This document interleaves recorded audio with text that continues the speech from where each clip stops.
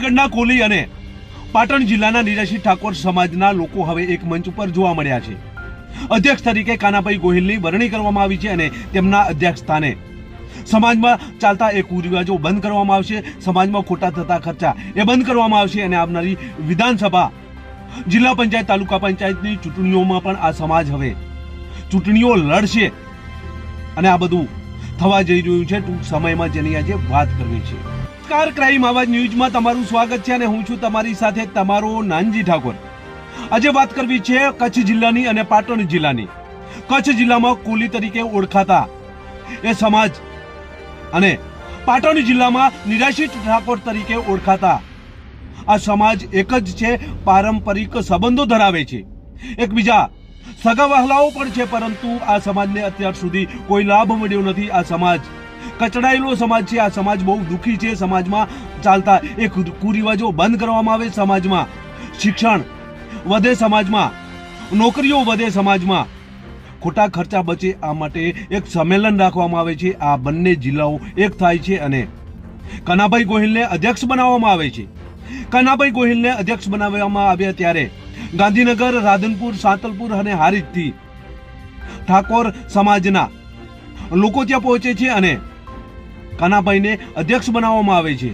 સર્વાનુમતે આ વરણી કરવામાં આવે છે અને ત્યારબાદ કાનાભાઈ ગોહિલ દ્વારા કેટલાક મુદ્દાઓની ચર્ચા કરવામાં આવે છે, જેમાં લગ્નમાં ખોટા થતા ખર્ચ કેવી રીતે બચાવવા, ડીજે ઉપર પ્રતિબંધ, લગ્નમાં કેટલું ઘરેણું લઈ જવું, આ બધી ચર્ચાઓ કરવામાં આવે છે। આ સિવાય સમાજના શૈક્ષણિક ક્ષેત્રમાં કેવી રીતે સમાજ આગળ વધે, સમાજમાં કેવી રીતે શિક્ષણનો સ્તર ઊંચો લાવવો, આ બધી ચર્ચાઓ કરવામાં આવે છે અને સભાના અંતે કચ્છ જિલ્લાના કોલી સમાજના લોકો ત્યાં આવનારી જે ચૂંટણીઓ છે તેમાં તાલુકા પંચાયત, જિલ્લા પંચાયતમાં પણ તમામ યુવાનોને ત્યાં લડાવવાની તેમની તૈયારી દર્શાવવામાં આવી છે। ત્યારે રાધનપુર, સાંતલપુર, સમી અને હારીજ પંથકમાં પણ નિરાશિત ઠાકોર સમાજના વોટરો વધુ છે, એટલે આ તમામ સીટો ઉપર નિરાશિત ઠાકોર સમાજના ઉમેદવારો ચૂંટણી લડે તે માટેની પણ ચર્ચા કરવામાં આવી હતી। ત્યારે આ બાબતે કાનાભાઈ ગોહિલે શું કહ્યું એમને સાંભળીએ, ત્યારબાદ વધુ ચર્ચા કરીએ। મારું નામ કાનજીભાઈ ભીખાભાઈ ગોહિલ, કચ્છ જિલ્લા કોળી ઠાકોર સમાજના પ્રમુખ। પણ આજે જે પાટણ અને કચ્છ, પાટણ ગાંધીનગરથી બધા જે સમાજના વડીલો જે રાપર મધ્યે મળેલ સમાજની મિટિંગ બંધારણ વિશે જે કંઈ વાત થઈ છે એ કે દરેક બંધારણ આ લગ્ન વિશે, સગાઈ પ્રસંગે, મરણ પ્રસંગે કે અન્ય કોઈ રીત રિવાજના પ્રસંગોમાંથી જે સુધારા વધારા કરીને જે નિયમોનું સમાજના આગેવાન વચ્ચે જે વાત મૂકી છે, એમ પ્રમુખ તરીકે મેં આગેવાન તરીકે કે જે સમાજમાં રીત રિવાજોમાં કંઈ ફેરફાર કરી અને બંધારણનું કાયમી સમાજ પાલન કરે એવી સમાજ પાસે લાગણી અને માગણી રાખી અને ખાસ સમાજનું બંધારણ થાય તો સમાજને દરેક વિષયમાં ફાયદા થાય।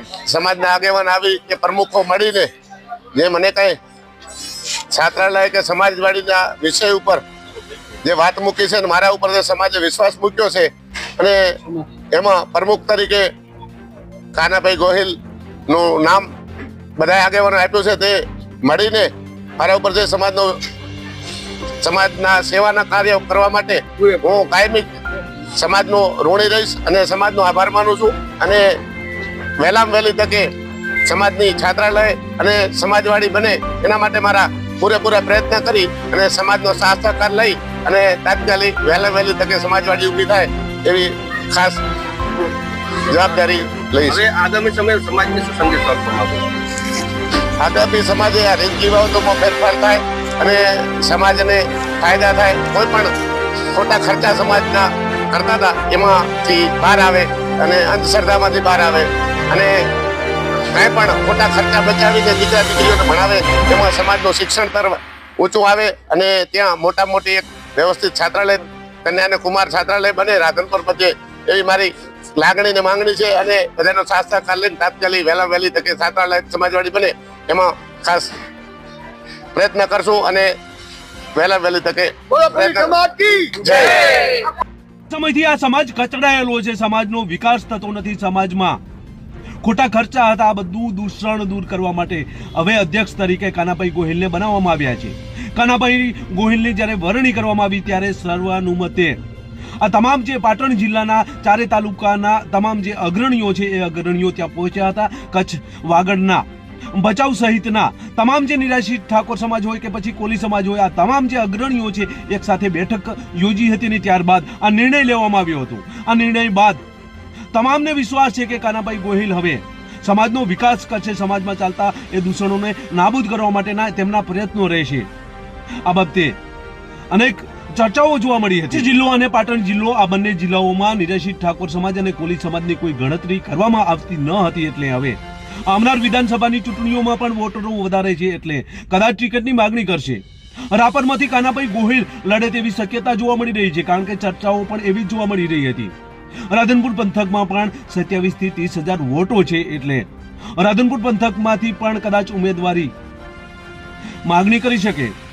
રાધનપુર પંથકમાં નિરાશિત ઠાકોર કેટલાક લખાવે છે, કેટલાક ઠાકોર લખાવે છે એટલે વોટોની ગણતરી નિરાશિત ઠાકોર સમાજની ઓછી થાય છે અને આ તમામ વોટો ગણવામાં આવશે અને ઉચ્ચ કક્ષાએ રજૂઆત પણ કરવામાં આવશે.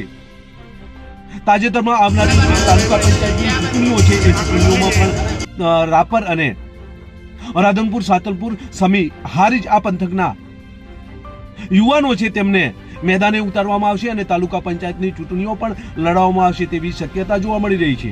સમાજ અને નિરાશિત ઠાકોર સમાજ એક જ સમાજ છે એટલે હવે એક મંચ ઉપર જોવા મળ્યા હતા. અગ્રણીઓ રાપર ખાતે પહોંચ્યા, ત્યાં અધ્યક્ષ તરીકે કાનાભાઈ ગોહિલની વરણી કરવામાં આવી છે. ત્યારે હવે કાનાભાઈના અધ્યક્ષ સ્થાને સમાજનો વિકાસ થશે.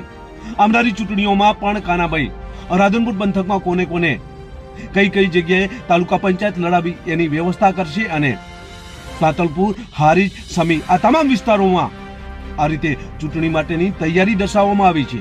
જોઈએ હવે આવનાર તાલુકા પંચાયત, જિલ્લા પંચાયતની ચૂંટણીમાં નિરાશિત ઠાકોર સમાજના કેટલા યુવાનો ચૂંટણી લડે છે એ તો આવનાર સમય બતાવશે, પરંતુ આ સમાજ મજબૂત થયો છે એવું હાલ તો જોવા મળી રહ્યું છે. બસ એ જ. જો તમે અમારી ચેનલમાં નવા છો અને આવા જ લેટેસ્ટ ન્યૂઝ જોવા માંગો છો તો અમારી ચેનલને અત્યારે જ સબસ્ક્રાઇબ કરો, જેથી આવનાર લેટેસ્ટ ન્યૂઝ તમારા સુધી પહોંચી શકે. નમસ્કાર.